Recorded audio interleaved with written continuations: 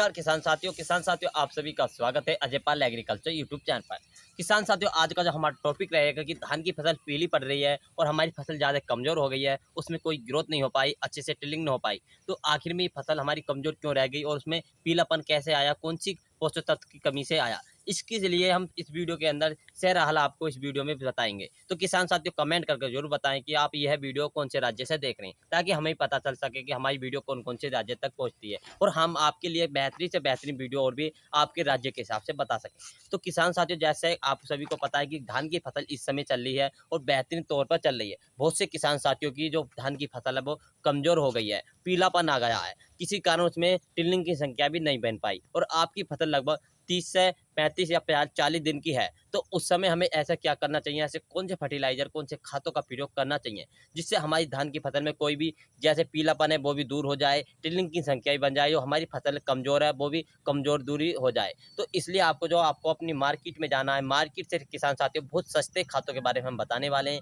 क्योंकि जो आप दुकानदारों पे जाएंगे तो आपको लिए बहुत महंगे खादों के लिए प्रयोग करते हैं। तो आपको महंगी खाद का प्रयोग नहीं करना है, सिर्फ सस्ते खादों का, सस्ते पोषक तत्व का प्रयोग करना है। यदि किसान साथी हमारी वीडियो आपको अच्छी लगी तो वीडियो को अपने दोस्तों में भी शेयर कर सकते हैं, ताकि धान की फसल के बारे में सही जानकारी उन्हें प्राप्त हो सके।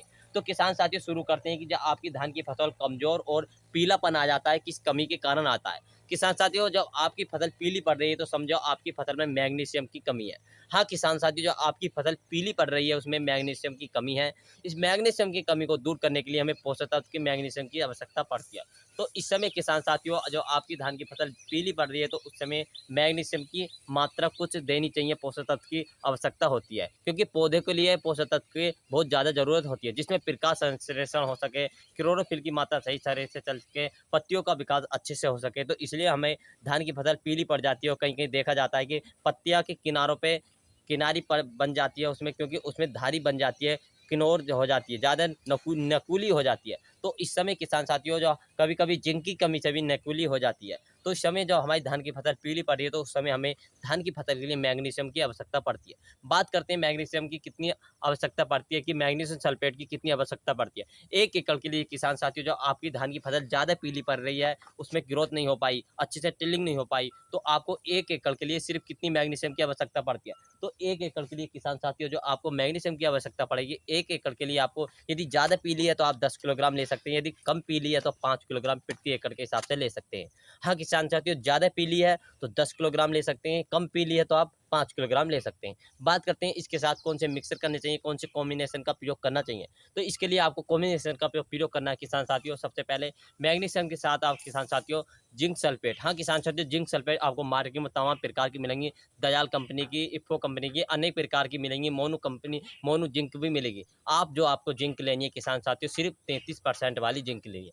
हाँ किसान साथियों आपको सिर्फ 33% वाली जिंक लेनी है, जिससे 33% वाली में 19% सल्फर पाया जाता है। तो 33% वाली जिंक लेंगे, इसे आपको मोनो जिंक तो लेंगे, ये 33% वाली रहती है, काफ़ी बेहतरीन रहती है। तो आप मोनो जिंक ले सकते हैं, आप कौन सी भी कंपनी के ले सकते हैं, मार्केट में तमाम कंपनी की जिंक आती है, तो कौन सी ले सकते हैं। जिंक की मात्रा की बात करते हैं तो जिंक की जो मात्रा लेनी किसान साथियों आपको 1 एकड़ के लिए किसान साथियों लगभग 5 से लेकर 8 किलोग्राम प्रति एकड़ के हिसाब से ले सकते हैं। यदि कम पीली है तो 8 किलोग्राम ले सकते हैं, और यदि ज़्यादा पीली है किसान साथियों कम पीली है तो 5 किलोग्राम ले सकते हैं, और ज़्यादा पीली है तो 8 किलोग्राम प्रति एकड़ के हिसाब से ले सकते हैं। किसान साथियों इसी के साथ हमें जो मिक्सचर करना है, क्या करना है, तो किसान साथियों आपको सबसे पहले मैग्नीशियम सल्फेट लेना है, इसके साथ जिंक 33 सल्फेट वाली लेनी है किसान साथियों, 33% वाली काफ़ी अच्छी बेहतरीन रहती है। इसी के साथ आपको यानी कि फेरस सल्फेट लेना। हाँ किसान साथियों फेरस सल्फेट हमारी धान के लिए काफ़ी अच्छा बेहतरीन रहता है, तो आप ले सकते हैं। जो हमारी फसल लगती है किसान साथियों 18 से लेकर 40 दिन के बीच की आवश्यकता होती है। ये इस समय यदि हम इन खातों का कॉम्बिनेशन बना कर देते हैं तो काफ़ी बेहतरीन रहेगा, पीलापन तो दूर हो जाएगा, इसमें टिल्लिंग की संख्या भी बढ़ने लगेगी, और साथ में किसान साथियों इसका जड़ों का विकास काफ़ी अच्छा रहेगा, इसका जड़ का फैलाव अच्छा रहेगा, आगे चल के तना काफ़ी मोटा हो जाएगा, जिससे हमारी फसल गिरेगी नहीं। तो किसान साथियों आप फेरस सल्फेट ले सकते हैं। फेरस सल्फेट की मात्रा की बात करें तो 7 किलोग्राम प्रति एकड़ के हिसाब से फेरस सल्फेट की मात्रा ले सकते हैं। किसान साथियों आप इन तीनों को अच्छी तरह से मिक्सर करना है। मिक्सर की बात करते हैं, चौथा काय में मिलाना है, तो चौथा था आपको लेना है यूरिया खाद। हाँ किसान साथियों नाइट्रोजन की हमारी फसल के लिए काफ़ी बेहतरीन आवश्यकता पड़ती है, तो नाइट्रोजन के लिए किसान साथियों आप ले सकते हैं यूरिया। यूरिया की जो मात्रा लेनी है किसान साथियों, यूरिया की जो मात्रा लेनी है आपको किसान साथियों, कितनी लेनी है? यूरिया की जो मात्रा लेनी है प्यारे किसान साथियों, आपको लेनी है 1 एकड़ के लिए 45 किलोग्राम।